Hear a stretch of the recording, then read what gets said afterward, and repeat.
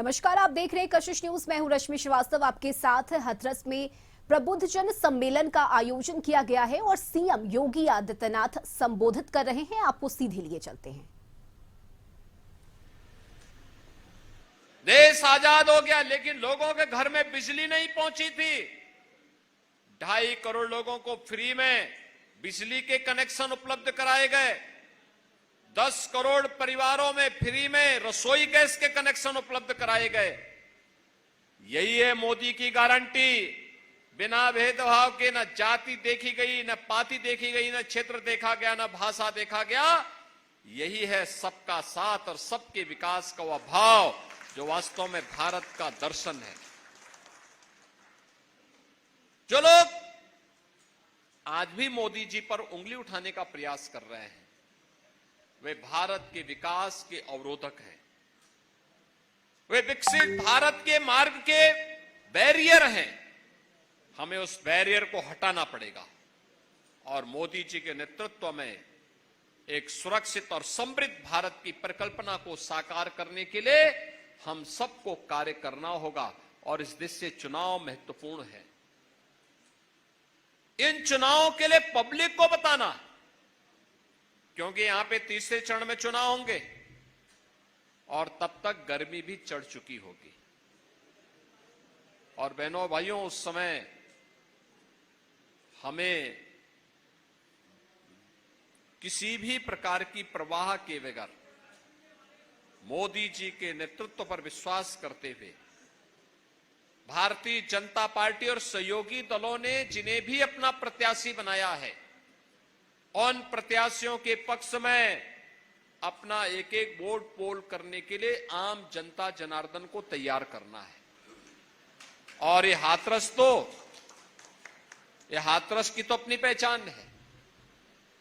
दाऊ जी की तो भूमि है ही, साथ साथ हींग की खुशबू देश के अंदर भी जा सके, वहां तक पहुंचाने के लिए अनूप वाल्मीकि को भारतीय जनता पार्टी ने इसलिए अपना प्रत्याशी बनाया है। ये पार्टी के व्यवस्था का एक हिस्सा होता है। आज कोई एक प्रत्याशी है, कल नया प्रत्याशी आ सकता है। श्री राजवीर सिंह दिलेर वर्तमान में सांसद है और मुझे बहुत अच्छा लगा वे आज अपना आशीर्वाद प्रदान करने के लिए इस मंच पर आए हैं और अनूप वाल्मीकि को आशीर्वाद देने के लिए। एक सहज सरल चेहरा, आज से नहीं, अपने पिता के समय से। उनके पिताजी श्री किशन लाल दिलेर जी बहुत सज्जन आदमी थे। कई बार आपका आशीर्वाद उन्हें प्राप्त हुआ और उन्होंने लगातार अपनी सहजता और सरलता के कारण इस पूरे क्षेत्र को प्रतिनिधित्व दिया। अपनी इस विरासत को आगे बढ़ाते हुए श्री राजवीर सिंह दिलेर ने उसी कार्यक्रम को आगे बढ़ाया। लेकिन पार्टी के कार्यकर्ता के रूप में पार्टी का आदेश आया कि नहीं, इस बार एक नया प्रत्याशी वहां पर आएगा, आपको पार्टी में दूसरे कार्य के साथ जुड़ना है।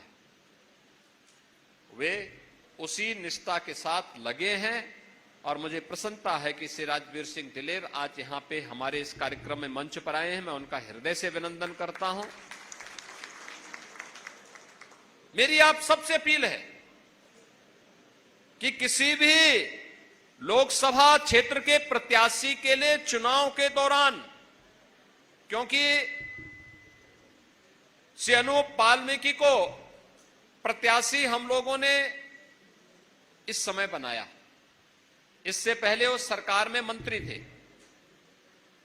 और मंत्री होने के नाते मैं उनको पूरे प्रदेश में दौड़ाता था कि भाई देखो, पर कभी पूरब में, कभी पश्चिम में, कभी बुंदेलखंड में, कभी मध्य क्षेत्र में, अलग अलग क्षेत्र में, भाई जिले जिले जाओ, जनता की समस्या का समाधान करो, पब्लिक के लिए कार्य करो। पूरी निष्ठा के साथ कार्य करता रहा, पूरी ईमानदारी के साथ कार्य करता रहा। एक एक प्रोग्रेस रिपोर्ट हमें उपलब्ध करवाता था और लोकसभा चुनाव का जब जैसे ही घोषणा हुई और उनके नाम की घोषणा हुई, वे आपके बीच आ रहे होंगे, समय दे रहे होंगे और ये संभव नहीं हो सकता कि एक एक घर में जा सके। एक एक घर में, एक एक परिवार के घर में जाकर के इस समय चुनाव के दौरान कठिन होता है, क्योंकि इसी दौरान उनको अपना एनओसी भी लेना होता है, इसी दौरान उनको कार्यालय की व्यवस्था भी देखनी होती है, संगठन की व्यवस्था के साथ जुड़ना होता है, ढेर सारे कार्य होते हैं। और इसलिए इस समय आप में से हर एक व्यक्ति को अनूप वाल्मीकि बनना पड़ेगा, नरेंद्र मोदी बनना पड़ेगा।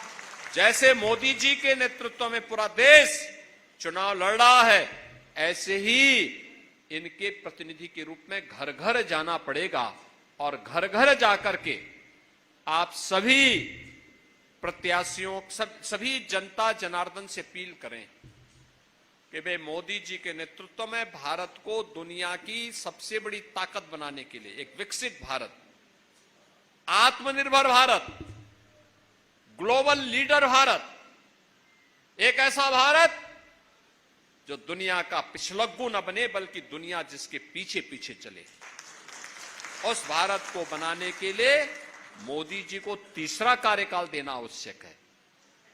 मोदी जी के तीसरे कार्यकाल का मतलब पहले 3 वर्ष में भारत दुनिया की तीसरी बड़ी अर्थव्यवस्था बन जाएगा।